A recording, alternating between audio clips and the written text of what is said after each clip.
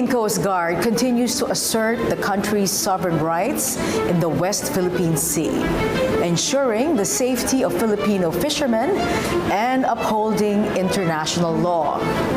The PCG remains committed in protecting our maritime domain through rules-based and peaceful approaches while reinforcing the Philippine government's stand for national sovereignty. To give us more updates about the latest developments in the West Philippine Sea, we have with us tonight, in person, the Philippine Coast Guard spokesperson for the West Philippine Sea, Commodore J. Tarriela. Good evening, sir, and welcome to our show. Good evening, Ms. Angelique, and thank you for having me. Okay, well, first of all, happy anniversary on your being spokesperson for the West Philippine Sea. Thank you, Ms. Second anniversary, Yes, is that right? second anniversary. Okay, and in that span of time, a lot has happened in the West Philippine Sea. Namely, ito nga po mga incursions ng mga barko ng China sa ating sovereign waters. And recently, ang madalas na bumisita dyan, mga research vessels po ba? Isang higanting research vessel. This is not the same as the monster ship. Yes, Okay. it's not the same. Ano po yung observation niyo dito sa research vessel na ito? Well, I think the research vessel is also being used by the Chinese government for them to at least normalize, to say that in this part of water ng South China Sea, they have authority to carry out research and all, while at the same time also conducting scientific survey dito sa mga areas na to. Ano bang kanilang nire-research? Yung laman ng ating dagat? Yung anong nasa ilalim ng seabed? Well, there are different reasons, no, that they can do in doing marine scientific research. They can look at the aquatic resources. They can also measure the depth of the water. They can look at the seabed. There are things, no? Even finding out about natural gas and oil deposits can also be a possibility of conducting marine scientific research. And this is well within the 200 economic yung pong nautical miles natin. Ano po? Yes, this is within our own exclusive economic zone. Yes, opo. And if that's the case, ano po, paano po hinaharap ng PCG? We know that we are exerting more efforts in sending our ships, our white ships. No? Normally, pag white ship, di po ba Coast Guard yan?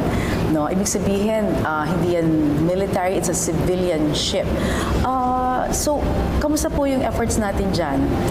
Well, you know, Ms. Angelique, the commitment of the Commandant, Admiral Ronnie Hilgavan, to the President is that despite of our limited assets, we need to strategically deploy our Coast Guard vessels, making sure that for every instances na mayroon tayong ma-monitor na China Coast Guard vessel or even Chinese maritime militia and Chinese scientific research vessel, the Coast Guard will always be there. And that has been our day-to-day activities na, no?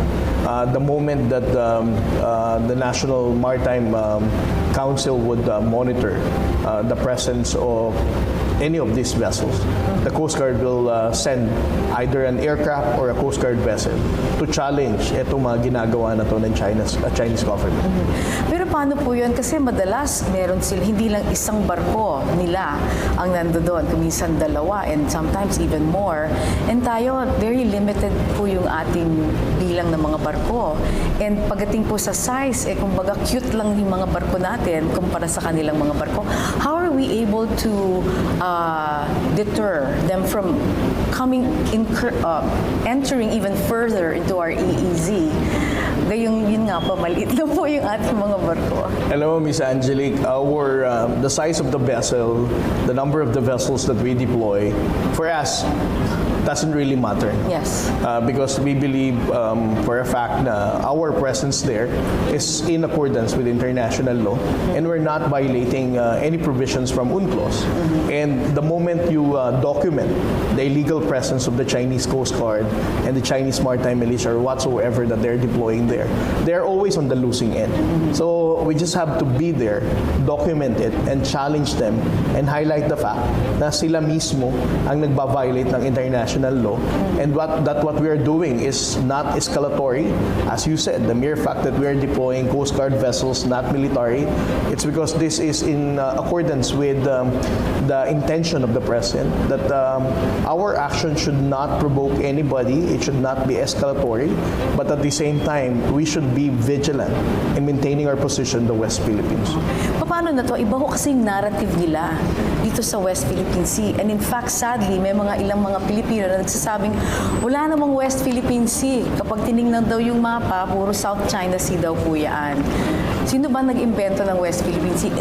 Ito pa'y katang-isip, although the President already spoke about this. Alam mo, Miss Angelique, the only way that we can counter this misinformation, fake news, is to directly respond to their claims. No? That's why I never get tired. No? Whether in X or in media interviews, I always respond to this kind of false claims ng mga China trolls. No? Or whether they are going to admit they are China trolls or what. But again, this is a misinformation countering and undermining our position in the West Philippine Sea. The only way that we can counter them is to highlight point by point kung ano sinasabi nila. Kung sinasabi nilang wala raw West Philippine Sea, hindi raw ito nag-exist, ang unang sagot natin dyan, we already have the Philippine Maritime Zones Act, no? Which is recently enacted by the Congress, the 19th Congress. And it specifically mentioned that West Philippine Sea, there is already our exclusive economic zone on the western seaboard of our country, which starts from Batanes down to Palawan. Ang sinasabi nila, South China Sea daw naman talaga for a long time ang nandyan sa mapa or sa globe na nakikita nila. No? But again, kung naniniwala naman tayo lahat na exclusive economic zone yan, in accordance with UNCLOS, and it's also supported already by our own domestic law, why would we even doubt our own narrative, right? Kung Pilipino sila, kung talagang concerned sila sa pinaglalaban natin, at talagang they are patriotic enough to stand for what is right, they should support West Philippine Sea. So how do we reiterate to the unauthorized presence, like China's incursion, na meron nga po silang violation ng Philippine Maritime Act o Zones Act, at meron din pong violation sa United Nations Convention on the Law of the Sea, yung UNCLOS, at yung landmark decision nga po ng 2016. Every time na nasa dagat kami, Miss Angelique, we make it a point na we're going to challenge them using the radio. Nakikinig ba sila? Kasi recently, hindi na ho sila sumasagot eh. Dati, alam ko, magsasalita ang PCG, di ba? And then you will also hear them saying something in English. And then after a while, wala na silang imek. Tayo na lang yung nagsasalita. The mere fact that they choose to be silent about it means they already ran out of words, right? Again, ang impact ng mga videos that we're showing the international community is that tayo mismo ang sumusunod sa batas ng UNCLOS.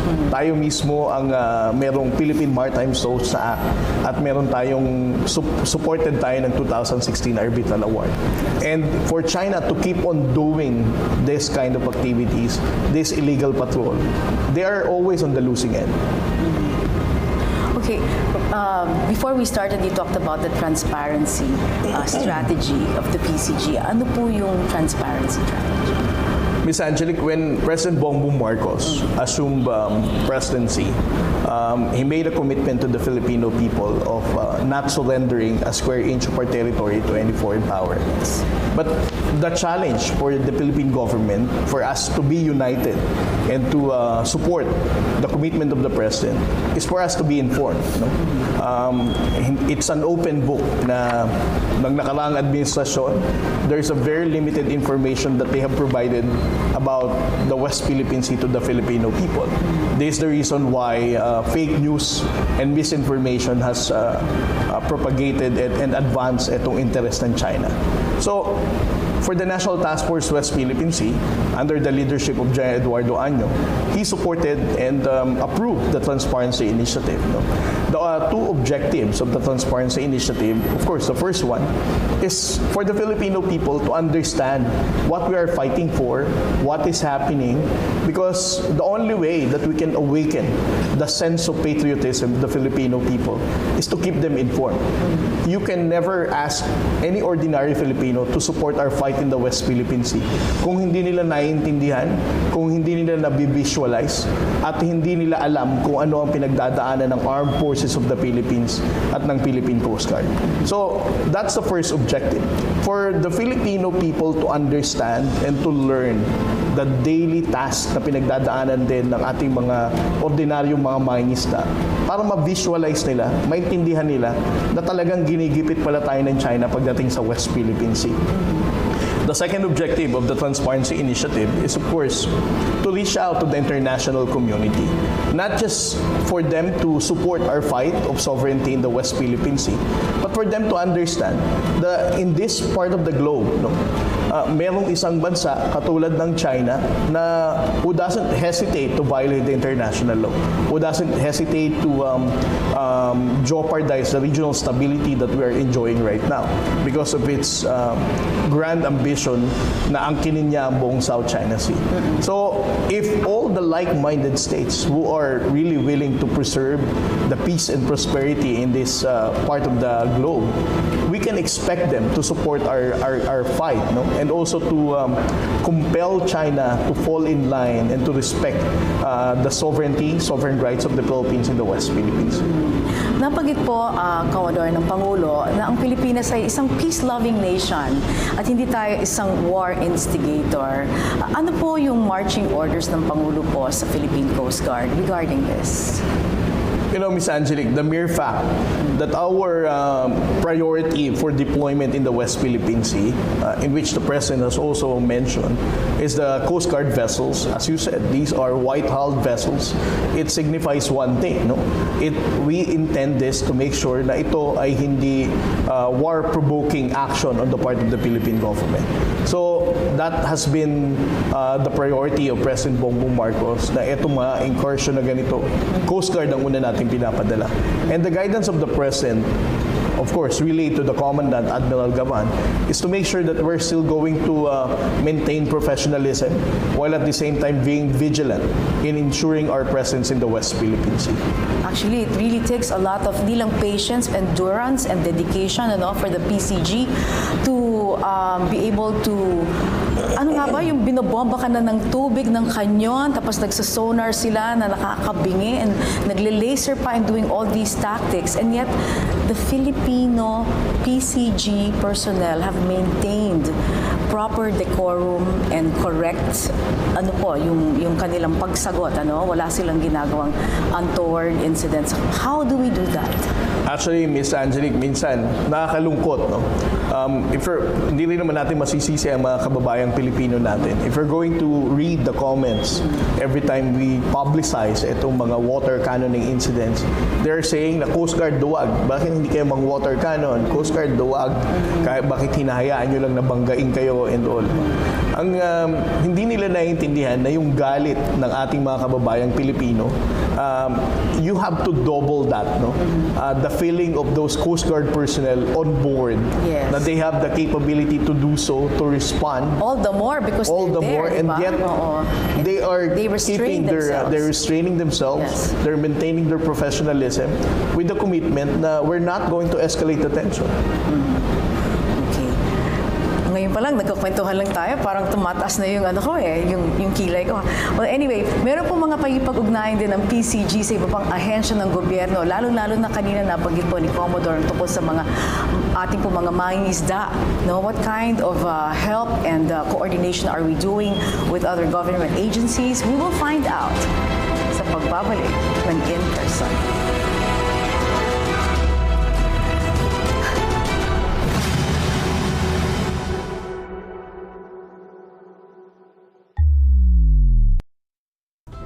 Tara, lumikha! Ngayong buwan ng pag-ibig, show your affection to all your loved ones. Surpresahin sila, gamit ang gift bouquet. Pwede rin magbigay ng sweet Valentine's card. And show some love for the environment with a DIY planter. Sining ang magniningning dito sa Artsy Craftsy! Paalam! Artsy Craftsy, Sabado, alas 10:30 na umaga. Dito lang sa inyong People's Television.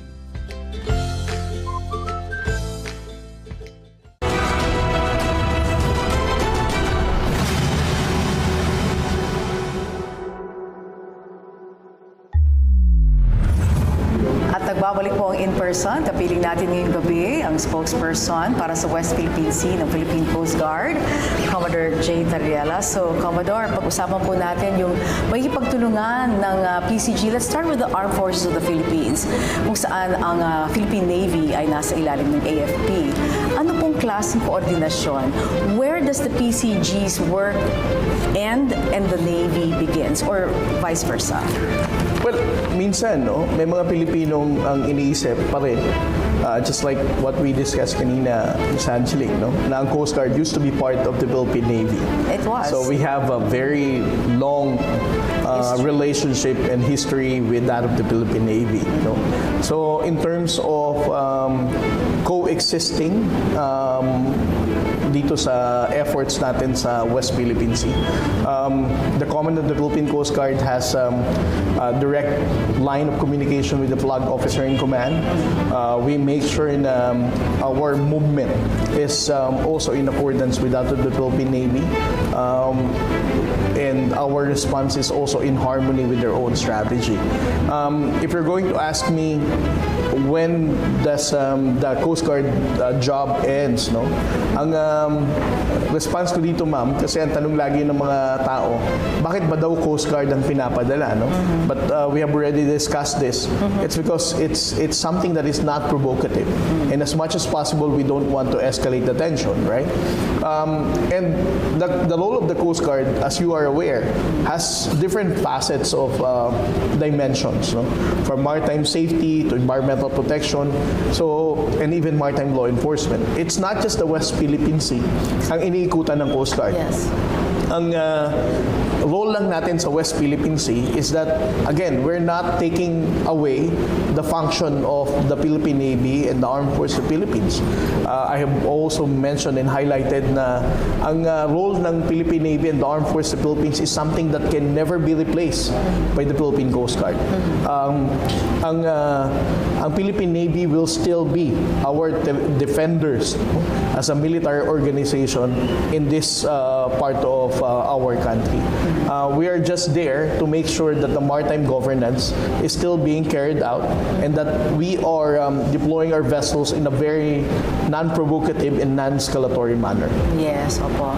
Okay, pagdating po sa mga fishermen, nabagid natin yung fishermen kanina, ano naman po yung relationship and coordination ng PCG sa Bureau of Fisheries and Aquatic Resources? Well, for the Bureau of Fisheries and Aquatic Resources, alam naman ng ating mga kababayan yan, no, na nagpapatrolya tayo kasama ang mga BFAR vessels in those areas na considered natin na traditional fishing grounds. No? At the same time, habang namimigay sila ng ayuda ng fuel at pagkain, ang Philippine Coast Guard ang nag-escort sa kanila kasama na rin ang mga mangingisdang Pilipino to ensure na magiging safe yung operation nila in giving away ayuda sa ating mga mangingisdang Pilipino. So nakasuporta kayo sa mga mga ships ng BFAR? BFAR. Okay, pero yung paghahatid po ng ayuda, nakasakay yun sa BFAR? Yes. Ang BFAR ang may lead doon. May mandate na mag-support ng mga fuel and even food packs sa ating mga mangisdang. Yan po ba announce, unannounced? Ano na po yung ginagamit nating paraan? Well, ang Coast Guard kasi at ang BFAR, nag-iikot tayo sa buong kalawakan ng West Philippine Sea. No? And every time na meron tayong mga monitor ng mga mangingisdang Pilipino in an identified traditional fishing ground, nilalapitan natin ito. And then among the Filipino fishermen, they can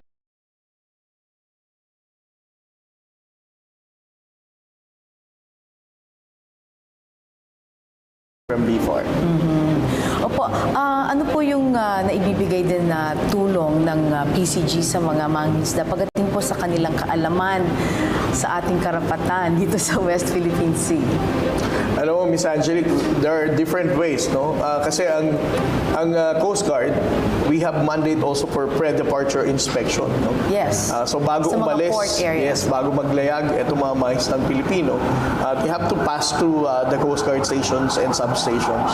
So we always advise them for the proper way to call out the Coast Guard vessels kung sakaling maka-experience sila ng harassment from China or any other distress call na mangyayari sa kanila.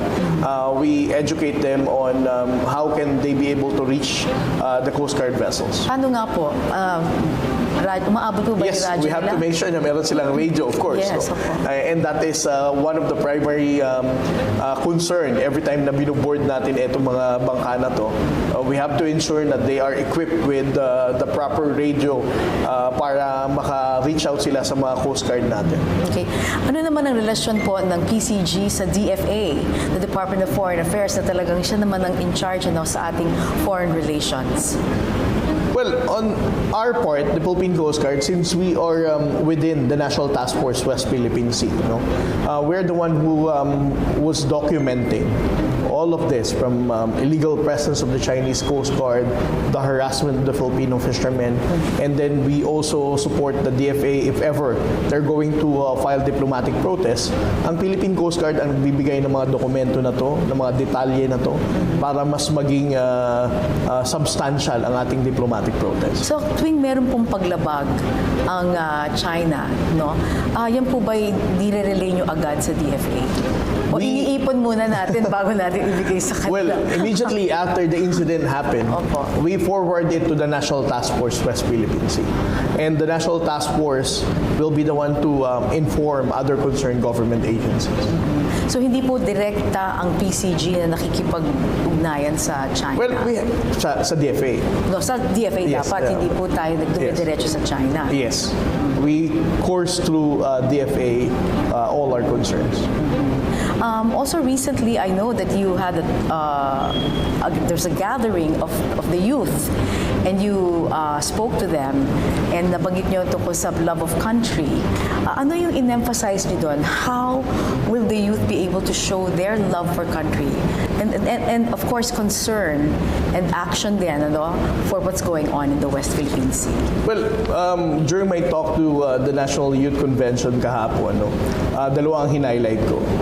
First of all, ang mga kabataan kasi natin ngayon, ang iniisip nila, ang West Philippine Sea is not priority concern para sa kanila. Kasi hindi nila masyado pang naintindihan and all. But I highlighted the fact na ang issue ng West Philippine Sea is something that can never be done in the next coming years or even by 2028 once President Marcos steps down. Ang sinabi ko sa kanila, it is an intergenerational concern. Lolo na kami, patay na kami, and the next leaders ng ating bansa will be the youth today. So it's important for them to understand na ang West Philippine Sea, kailangan natin tindigan ito bilang Pilipino. Dahil kung talagang kinikilala natin tayong lahat na Pilipino at ang West Philippine Sea parte ng Pilipinas, the more reason that we should understand kung paano pinaglaban ng ating mga bayaning Pilipino ang independence natin at ang pagiging bansa natin. And West Philippine Sea is part of that.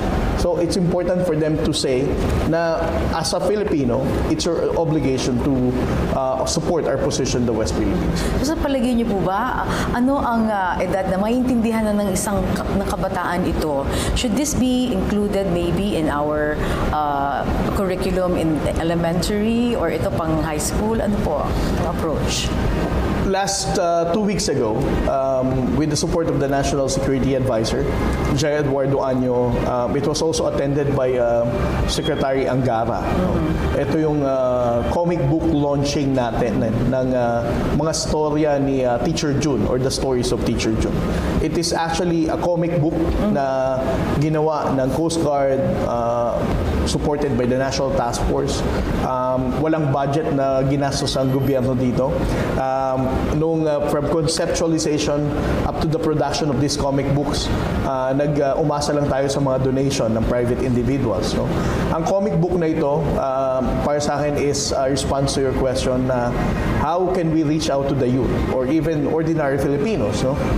Because kapag nag-lecture ka ng UNCLOS, parang napaka-technical niya eh. Sometimes it bores people. It's very difficult for them to understand the difference between territorial sea, contiguous zone, continental shelf, and even the exclusive economic zone. So, we forwarded the recommendation sa NTF-WPS kay Jaya Eduardo Año na magkaroon tayo ng comic book, no? So we were very lucky enough that this was supported by the academic and even the Department of Justice.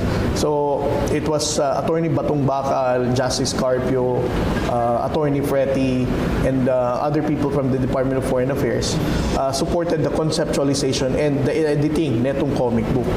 Ang laman ng comic book natin na to talks about UNCLOS, ano ang mga basic information about the maritime zones. And then the second one is the Arbitral Award, 2016 Arbitral Award. Why it matters? Bakit kailangan nating maintindihan? What is the important win na diniscuss doon? And then third, what is our historical position? Ano ba ang basihan ng Pilipinas na sinasabi natin ang West Philippine Sea? And then fourth, it also talks about the misinformation and fake news na ipinapalaganap ng China pagdating sa West Philippine Sea. And then the last part of the comic book talks about the aspirations ng mga batang character sa comics. Ipinapakita doon na ang mga kabataan natin ngayon, ang mga pangarap nila is also affected by the West Philippine Sea that we are fighting for now. Yes. Paano po i-disseminate o ipapakalat itong mga comic books? Well, we were able to produce 20,000 copies. No? Ang naunang 10,000 copies na to, naipamigay natin dun sa nakaraang taon na naging yung takbo para sa West Philippine Sea. The other 10,000, we selected some public schools na ipinamigay natin ito. And then we also have the QR code nung comic book para naibinigay din natin sa Department of Education para if they want to reproduce and disseminate to other schools, that can also be a possibility. Okay? At paano po kaya nakikipag-ugnayan at nakikipagtulungan ang PCG sa mga dayuhang bansa para mapalakas ang ating pong kakayahan sa maritime security sa pagbabalik po yan ng in-person?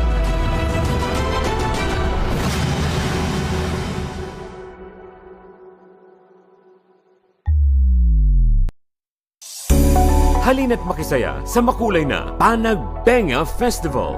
Panoorin ang Grand Street Dance Parade ngayong Sabado, alas 11 na umaga. At saksihan ang live broadcast ng Grand Float Parade ngayong Linggo, alas 8 na umaga. Sama-sama tayo humanga sa ganda ng ating kultura at tradisyon. At tanmin ang diwa ng Baguio Flower Festival dito lang sa inyong PTV.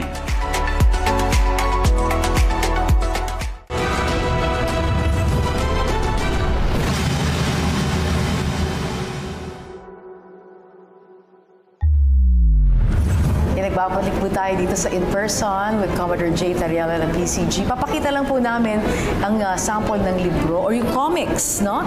Magandang comics to, hindi siya yung malambot, ang hardbound pa pala to. Ito yung Filipino version. Yun Yes, po. and this is the English version. Okay, so mga kwento ni Teacher June. Sino si Teacher June? Teacher June is random lang naman na character.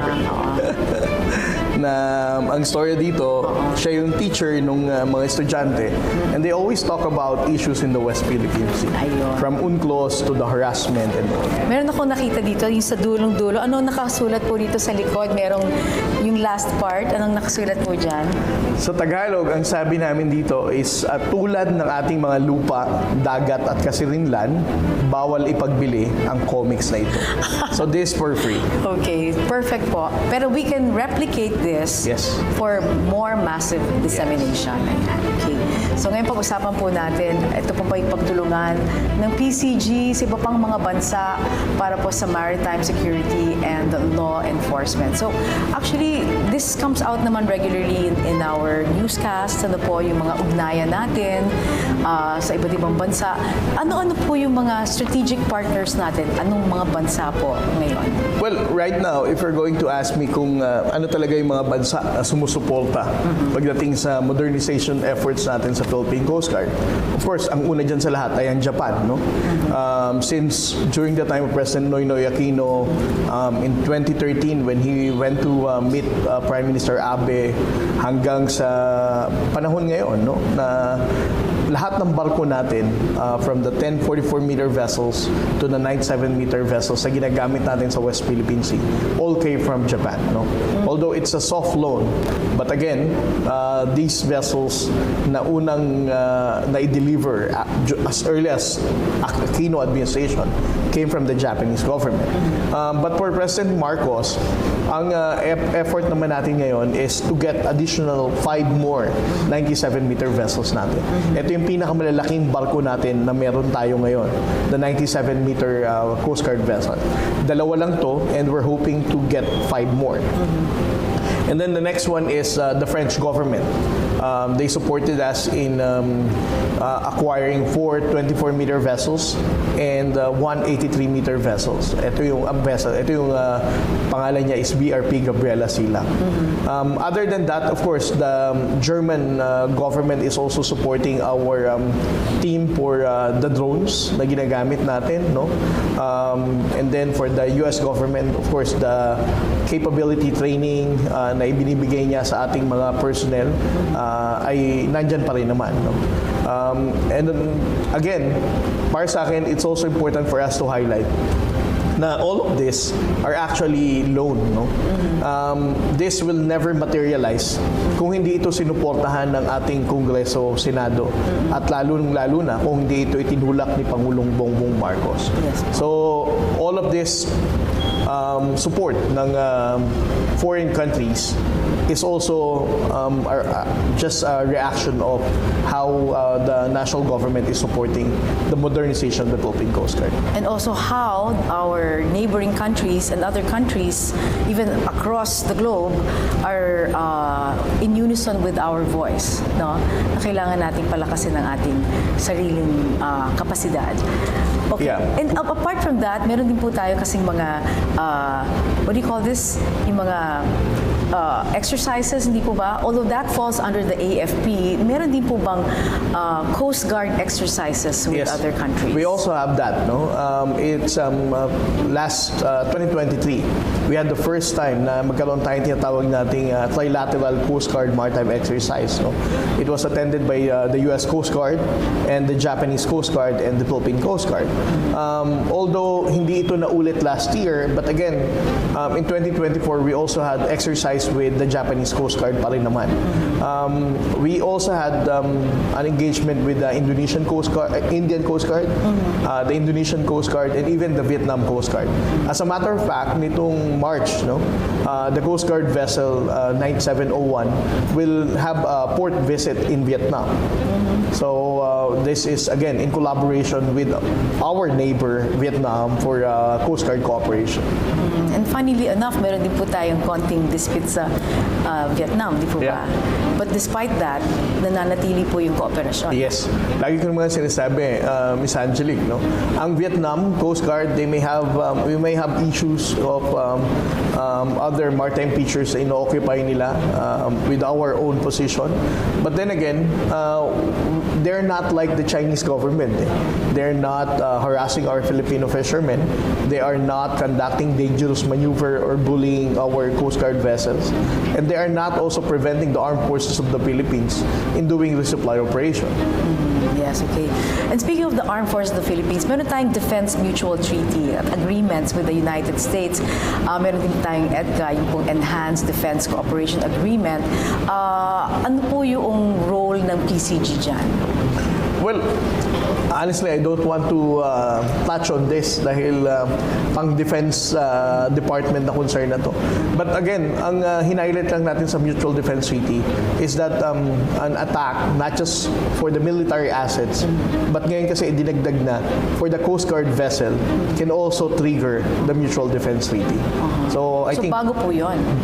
Yung bago yun in a way na mas na-clarify na that the Coast Guard vessels can also trigger the Mutual Defense Treaty.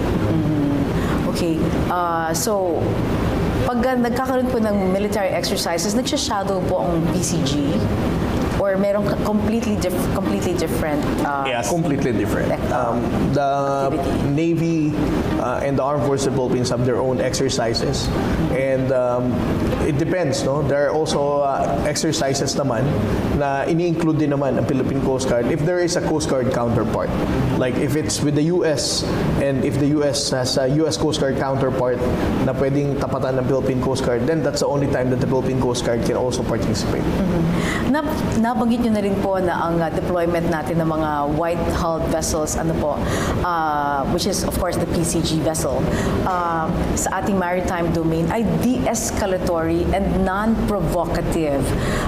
May mga nagtatanong din, kailan kaya hanggang defensive lang po ba tayo? Defense mode or defense position lang po ang PCG? Well, the President has already responded to this question, Ms. Angelique.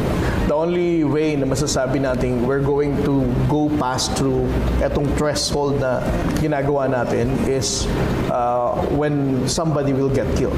But as of this time, we don't want that. And we don't want that. That's the reason why we are very professional in dealing with the harassment of the Chinese government to make sure na we're not going to reach to that point. Recently rin po, parang they have gone dark. Kasi kung dati nadidetect sila ng radar, ng mga ordinaryo, kung ano man yung mga ginagamit nating equipment, ngayon we have to resort to the dark mode or way of surveillance kasi hindi na sila nagpaparamdam. Ano po yung nangyayari dyan sa area na yan? Nakalimutan ko pala ang Canadian government, no? Okay. The Canadian government is very supportive of our dark vessel detection There program. you go, no? ayan. Nagkataon lang siguro ngayon na through the usage of the dark vessel detection, we can see more etong mga Coast Guard, mga maritime forces ng China.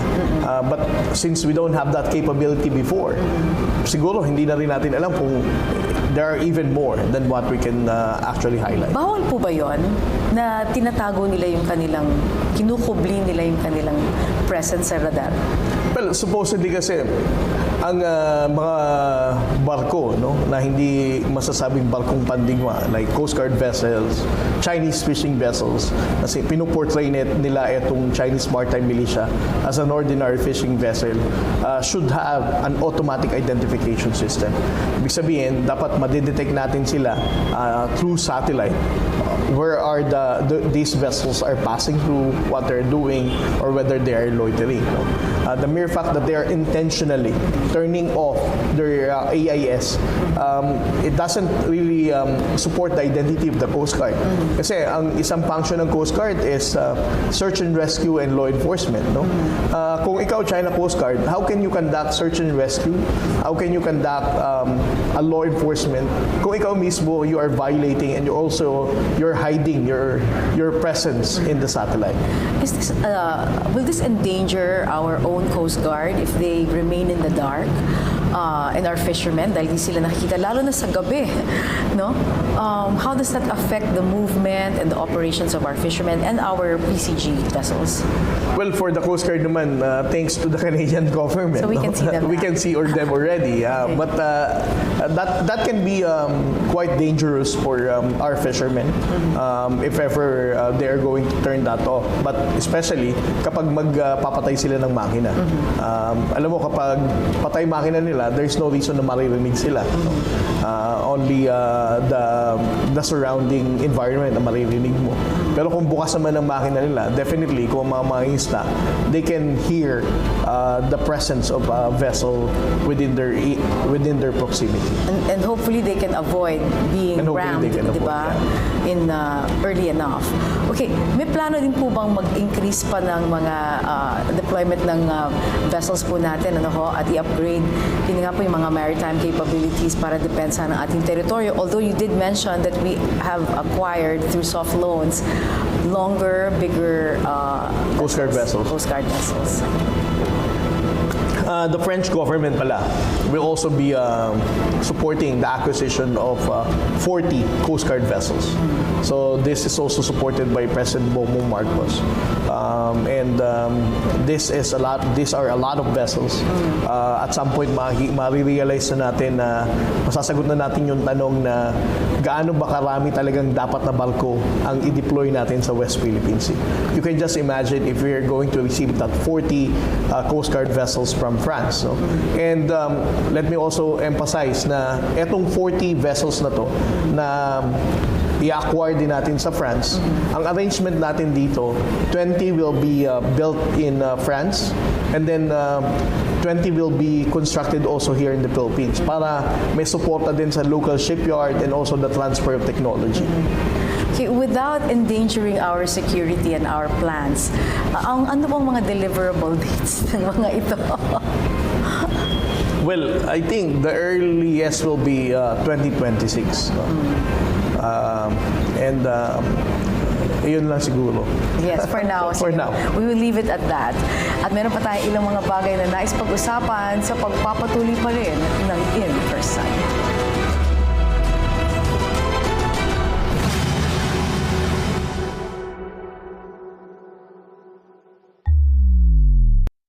Abangan ang pagbabalik telebisyon ng batikang mamamahayan at lingkod bayan. Hinaing ng bayan. Pag-usapan natin kasama si Oscar Orbos. Malapit na. Dito lang sa PTV.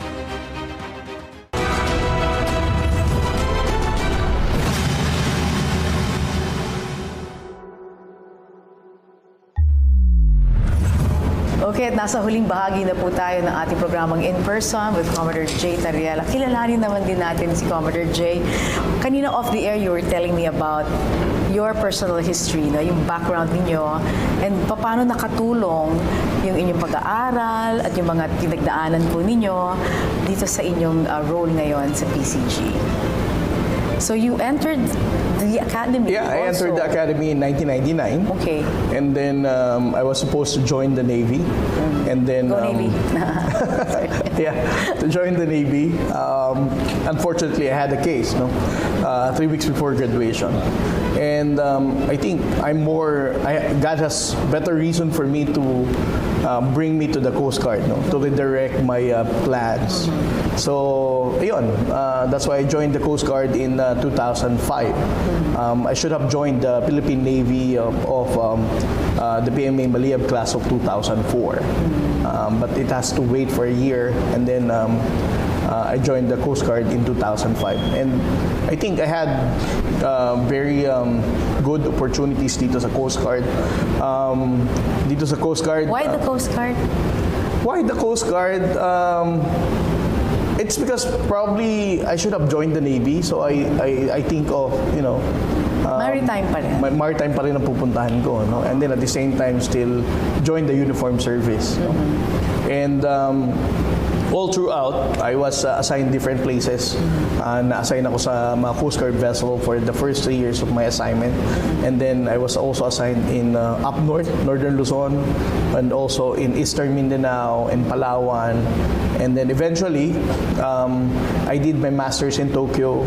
And then I had also a very good opportunity to finish my PhD in Tokyo from 2017 to 2021. So in Japanese, you studied in Japanese? No, it's English yung medium of instruction. So that's ka. I was going to talk to you in Japanese. So ito, ano po yung remarkable assignments niyo so you have a doctorate? Yeah. Wow. So I should call you Dr. Commodore J. Tarriela. Okay, ano po yung remarkable assignment niyo sa PCG? Para sa akin, ang pinaka... Well, I had a lot, no? Na para sa akin, lahat naman mga assignments talagang remarkable. Pero ang pinaka-importante sa akin is yung assignment ko sa headquarters. Particularly when I supported yung the TO of the Philippine Coast Guard, no? In the troop organization, the table of organization. It's because from the table of organization that I wrote in 2017 and also the Coast Guard recruitment plan, originally the Coast Guard is only 8,930. So the tasking that the commandant then asked me before he allowed me to go to Japan for my PhD was to write the recruitment plan of the Philippine Coast Guard. And the Coast Guard had a very difficult time to explain to the DBM how can they be able to expand. And I wrote the justification and also the plan. And right now we are 34,000 strong. And we are expected to reach 37,869. Within the year or anong time frame? It should have been completed by 2025. Etong 37,869 na to. But because of the pandemic and all, medyo na-delay yung reach natin ng 37. So open po kayo sa recruitment? Yeah. Anong mga qualifications ang hinahanap ninyo? Well, for the officers, kailangan college graduate, licensed professional, age 21 to 27. And then for the enlisted personnel, yung non-commissioned officer natin, also at least college graduate man lang sana or has technical skills that can support the Coast Guard function. But again, these are not assurance na you will get in, no? Because there is still an admission board to evaluate your talent and skills, whether it can support the Philippine Coast Guard. Meron ba kayong particular degree na hinahanap o kaalaman? Miss Angelique, as what I mentioned, no, ang Coast Guard, just like your dad, has 3 core functions. No? So it's not just purely focused on maritime security. Meron tayong function when it comes to marine environmental protection. Yes, so for the marine environmental protection, you can probably look for marine biologists, chemists, no, that can help us in combating oil spill, for example. Lalo na nga pag may oil spill, no? We have to and then you also have maritime safety. We are also looking for naval architects, marine engineers that can support our shipboard operation. And then you also have maritime law enforcement, probably lawyers or even criminologists. So there's a wide range of educational qualification that you can hire to support the Coast Guard functions. So this means more positions are open for new hires? Yes, for this year, we are expecting na ma-fill up na namin itong 37,869. Because I said, 34,000 tayo Dati. na natapos last year, itong Yes, December 2024. But if we're expanding and we're getting more vessels, madadagdagan pa. Yes. Even beyond that. And this is actually discussed also dun sa bago nating pinapa-revise na Philippine Coast Guard Law. We would like to believe na ang basis kasi natin ng 37,869, Ms. Angelique, is 1 Coast Guard personnel for every coastline kilometer. So, because the entire coastline of our country is 37,869.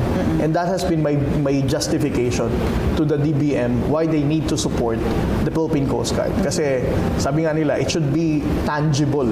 Kahit anong function daw ang explain mo sa DBM or in the Congress, bakit kailangan damihan ng Coast Guard? If they don't have a tangible figure to understand the need for expansion, mahihirapan kang ilusot to sa Congress. So ngayon, ang ginamit nating basis is the coastline kilometer. Dapat ma-visualize nila. Yes. And how long is our coastline? 37,869. Ganon. Yes. So talaga So kung every 1 Coast Guard Coastline personnel per kilometer, yun ang requirement natin na number of Coast Guard personnel. mahaba ang kilometer. Kaya ba? And again, the Coast Guard has 3 core functions. Yes. So you dapat cannot times expect 3. 1 Coast Guard personnel Doing all all three. these 3 functions.